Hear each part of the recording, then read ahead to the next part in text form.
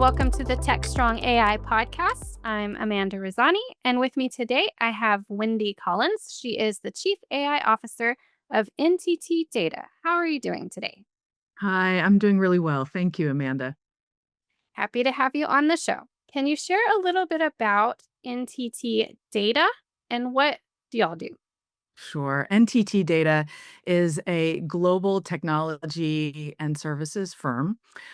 We are headquartered at the global level in Japan, and I am in the North America business entity. And we bring the best of technology, including data and AI, to our clients across the globe and to our clients here in North America.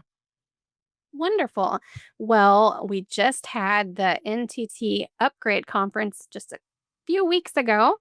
Lots of great information shared there, especially in regard to AI, which is a big topic. So, let's start on what is, from a broad perspective, what are some of the concerns that companies have when it comes to implementing AI technology? Yeah, for sure. Well, thank you for mentioning Upgrade. It's one of my favorite events that NTT sponsors every year. And it really highlights all of the forward-thinking research work that we're doing both with academia and other organizations. And what Upgrade really does beautifully is it stitches together the research work with what's really happening on the ground with companies and clients all across the globe. And, you can't throw a rock very far without hitting a conversation about AI, and you're absolutely right. One of the questions that a lot of, enterprise business executives struggle with is, "Okay, how do we capture the benefit in our P&L, in our competitive landscape of AI?" And I would say, one of the challenges is that clients often start with AI implementations that impact operational efficiency. And that's a great place to start. Don't get me wrong, especially if you're very early in your AI journey. That's a great place to dip your toe in the water. But to be quite frank, it's very hard to actually get measurable benefit in dollars and cents from operational efficiency. And so what we really encourage clients to do is to think bigger in terms of capturing value and value creation by focusing on use cases that are not just operational efficiency, but can unlock net new revenue streams, or that can help you take advantage of your existing lines of business and drive deeper revenue retention there. The next level up in terms of value capture and value creation is really around um, customer engagement, or in the case of healthcare, patient outcomes. What are you doing to retain customers, to prevent them from churning, from acquiring new customers? How do you make it faster, easier, more compelling for customers to come and want to do business with you? And then the top tier in terms of use cases for AI that we really encourage clients to focus on is, how do you gain competitive advantage? How do you leapfrog your competitors? Or if you are the incumbent in terms of your competitive landscape, how do you strengthen that moat around your competitive advantage by leaning into AI? So the challenge is to move up the value creation ladder and not just focus on operational efficiency. So then when companies do decide to try to uh, implement a solution for a certain problem that involves AI technology, from your experience, where are some of the roadblocks on Yeah. this change journey? Yeah. Well, so the first one is not recognizing that just because you have the data that you think you need for a particular AI use case, it doesn't mean that it's AI ready data, right? So this is a conversation I have a lot with executives who, they say, hey, why can't we just launch into starting this AI engagement? We have the data. And so part of what we have to talk about is what it means to have AI ready data. And oftentimes, what that means is moving it out of your operational systems, the systems that run your business every day, and move it into an analytics environment and stitch it together in a way that AI models, AI solutions, and AI analysis can take advantage of. So I would say that's one of the roadblocks. Another roadblock is when your AI use case is focused really and limited in its, I'll call it buy-in to the technology team, right? And one of the real hallmarks of success for AI projects is bringing in the people, the individuals, oftentimes frontline individuals. In a manufacturing plant, it may be your frontline workers. If you have a back office AI solution, let's say for your legal department, it may be bringing in the actual attorneys that are working on briefings and working on contracts, bringing them in at the very beginning and making sure that you are thinking through the business problem with them so that when you design your AI solution,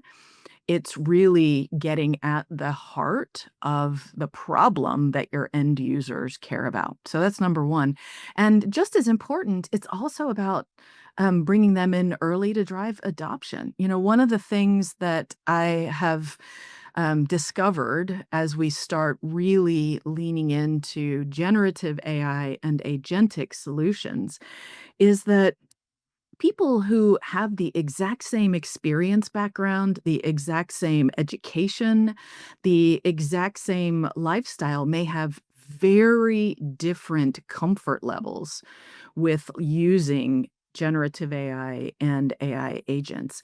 And so identifying what that level of comfort is and leaning into embracing people where they are and bringing them to where you need them to be is a really important step in overcoming that roadblock. Yeah, so communication is really key. That's exactly right. That's exactly right. All right. So let's talk about there was a big discussion around a new group, the Physics of Artificial Intelligence group. And I would love to hear your thoughts about the importance of this group, how you think it will impact the future, and maybe just a little bit about what problems it's hoping to solve. Yeah, for sure. So, what I love about this new group is they are tackling one of the hardest problems in AI, and that is understanding why generative AI models are doing what they do. Why are they making the recommendation? I mean, at the heart of all generative AI, it's math. It's largely math, but they have gotten so complex in terms of their ability to, in some cases, reason and come up with answers and ideas. But we don't have a really solid understanding at the individual problem and question answer of why they're getting to those answers and responses. And so this team has taken on a really, I think, important challenge. And when we talk about the physics of AI, what we're really trying to understand is what are all of the steps along the way that get an AI solution to the answer.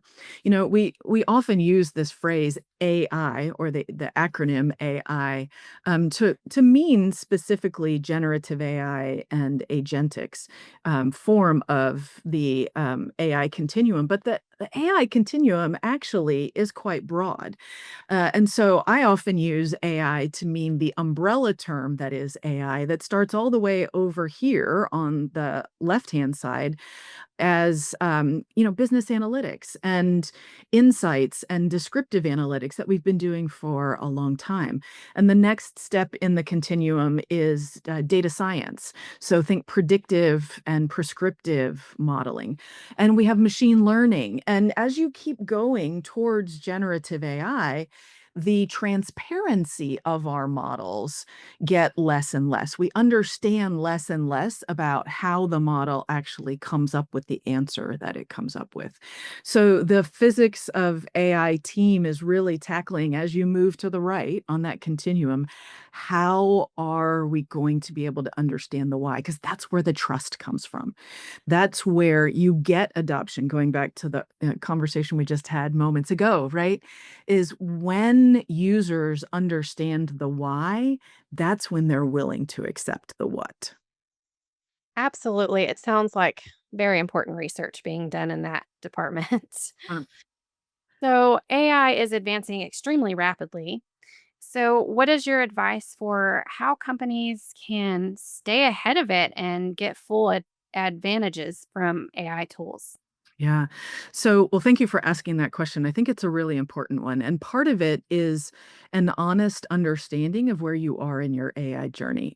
Here at NTT Data, we work with clients that are at all different points in their AI journey. We have some clients that are very early. They maybe have never even taken advantage of some of those left-hand side enterprise AI continuum tools like data science and descriptive analytics. And then we have some clients and executive teams that have already started making their way into the far right-hand side of the enterprise AI continuum. So, an honest assessment of where you are and an honest assessment of what your internal capabilities are. We see clients who they are well set up for success because they have been investing in tools and teams for a long time. And then they just look to partners like NTT Data, for example, for thought leadership and understanding of where other companies like them are taking advantage of AI. And then there are clients who they need help setting up an AI strategy to really get their AI journey off the ground. I would say the most mature clients understand that they need some form of governance around their AI process, tools, and capabilities. And that's actually what one of our clients that was on a panel at Upgrade was sharing is how they at Clarios work through how they decide what are the right AI projects to go after, how they decide what are the right AI tools to bring into the environment, and how they decide how to early in the process design and determine how they're going to measure success once it goes live. Wonderful. Well, if there was one key takeaway you could leave our audience with today, what would that be? The key takeaway would be if you haven't already started, get started. This technical landscape that is AI is moving faster than any technology breakthrough we've seen in history. It's moving faster than cloud, it's moving faster than the PC, it's moving faster than internet. It is moving so fast that if you don't get started, you will find yourself left behind. So please don't wait. Thank you so much for coming on the show and sharing your insights with us today. And I agree, it's the biggest technology I've heard about in a while. Yep, exactly. Well, thanks so much, Amanda. It's been really fun talking to you. All right, and thanks to our audience as well. Stay tuned. There's more.